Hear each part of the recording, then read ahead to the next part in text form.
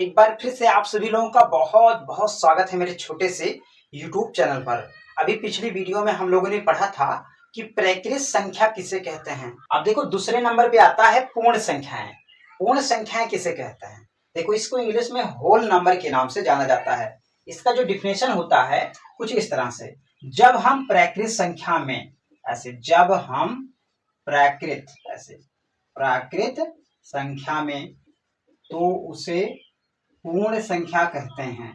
मतलब जब हम प्रकृत संख्या में जीरो को भी शामिल कर लेते हैं तो उसको पूर्ण संख्या के नाम से जानते हैं। अब बात आती है कि जो पूर्ण संख्या होती है उसको हम कैपिटल W से प्रदर्शित करते हैं और सबसे छोटी पूर्ण संख्या जीरो होती है, उसके बाद 1 है, 2 है, 3 है, 4 है, 5 है। यानी कि अगर पूछा जाए कि सबसे बड़ी पूर्ण संख्या बताओ तो सबसे बड़ी पूर्ण संख्या ज्ञात नहीं किया जा सकता, लेकिन सबसे छोटी पूर्ण संख्या जीरो है। ठीक है। अब तीसरे नंबर पे आता है पूर्णांक। पूर्णांक, इसको इंग्लिश में इंटीजर्स के नाम से जाना जाता है। इंटीजर्स, ठीक है, ये कुछ इस तरह से है। ठीक है। तो जो पूर्णांक होता है ना, ऋणात्मक और धनात्मक संख्याओं के समूह को पूर्णांक कहते हैं। मतलब यहाँ पे ऐसे हम लिख देंगे, संख्याओं, धनात्मक संख्याओं के समूह को पूर्णांक कहते हैं। अब देखो पूर्णांक को हम संख्या रेखा पर आसानी से दिखा सकते हैं। जैसे यहाँ पे ऐसे हम इस तरह से एक रेखा खींच दे रहे हैं और बीच में यहाँ पे ऐसे जीरो होता है। जीरो के बाईं तरफ ऋणात्मक संख्याओं को हम प्रदर्शित करते हैं, ऐसे कुछ इस तरह से, ऐसे ये। और जीरो के दाईं साइड में हम धनात्मक संख्याओं को ऐसे प्रदर्शित करते हैं, कुछ इस तरह से।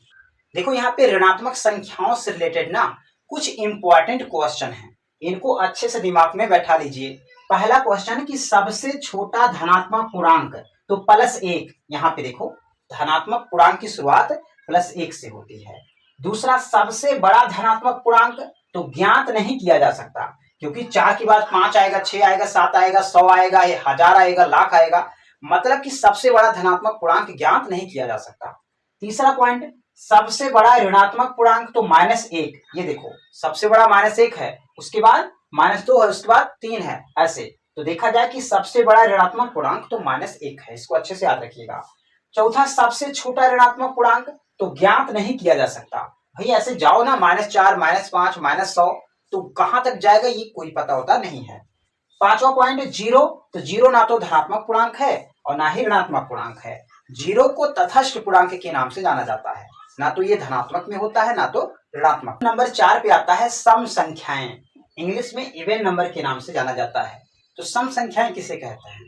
तो ऐसी संख्याएं जो 2 से पूर्णतः विभाजित हो जाती हैं उसको हम सम संख्या के नाम से जानते हैं। यहाँ पे ऐसे हम डिफिनेशन लिख दे रहे हैं, मतलब ऐसी संख्याएं उसे सम संख्या कहते हैं, सम संख्या कहते हैं। ठीक है, ऐसे। अब अगर देखा जाए तो जैसे यहाँ पे ऐसे लिखेंगे, जैसे देखो 2 जो है एक सम संख्या है, ये 2 से पूर्ण रूप से कट जाएगी। दूसरे नंबर पे आता है 4 भी 2 से कट जाएगा पूर्ण रूप से। उसके बाद आता है 6, 8 आता है, 10 आता है, 12 आता है। अगर पूछा जाए कि सबसे छोटी सम संख्या तो 2 है, सबसे बड़ी सम संख्या तो ज्ञात नहीं किया जा सकता। ठीक है, अगले नंबर पे आते हैं, यानी कि आएगा विषम संख्या। विषम संख्या ये क्या होता है? विषम संख्याएं, मतलब इसको इंग्लिश में ऑड नंबर के नाम से जाना जाता है, ऑड नंबर। ये विषम संख्या किसे कहते हैं? तो मतलब ऐसी संख्याएं जो 2 से पूर्णतः विभाजित नहीं होती हैं उनको हम विषम संख्या के नाम से जानते हैं। मतलब ऐसी संख्याएं उसे विषम संख्या कहते हैं, विषम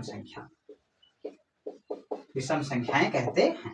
ठीक है, तो अगर देखा जाए तो यहाँ पे ऐसे जैसे जो है 1, इसके बाद 3 है, फिर 5 है, फिर 7 है, फिर 9 है, फिर 11 है, फिर इसके बाद ये 13 है, ऐसे डाट डाट।